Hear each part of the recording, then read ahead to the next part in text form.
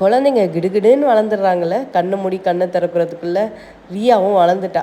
அவளுக்கு ட்ரெஸ் எல்லாம் சின்னதாகிடுச்சின்னு, சரி இன்றைக்கி ஷாப்பிங் போகலாம் ரியாவை கூட்டிகிட்டு அப்படின்னு சொல்லிட்டு சூப்பராக ஒரு ஷாப்பிங் போயாச்சு. நல்ல காலம் இங்கே நிறைய விளையாடுற ஐட்டம் இருந்ததுனால மேடமை விளையாட வச்சுட்டு ஃப்ரீயாக நானும் வந்து ஒரு திங்ஸாக பார்த்துருந்தேன். இதெல்லாம் பார்க்கும்போது சின்ன வயசில் ரியாவுக்கு வாங்கின திங்ஸ் ஞாபகம்லாம் வந்ததா.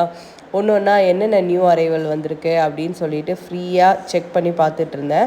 ரியாவுக்கும் நிறைய ட்ரெஸ் எல்லாம் அங்கே வந்து போட்டு பார்த்து வாங்கினேன். ஏன்னா ஃப்ரீயாக இருந்தது கடை. ஈஸியாக வந்து எல்லாமே ஒரு செக்ஷனில் வச்சுருந்தாங்களா.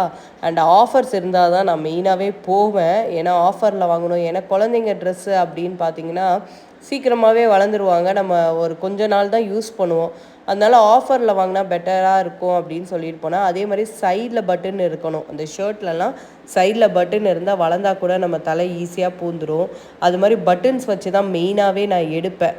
ஸோ ஈஸியாக அவங்களுக்கு போகும் அப்படின்ட்டு. ஹேண்டு கூட கொஞ்சம் ஃப்ரீ ஹேண்டாக தான் எடுப்பேன், டைட்டாக எடுக்க மாட்டேன்.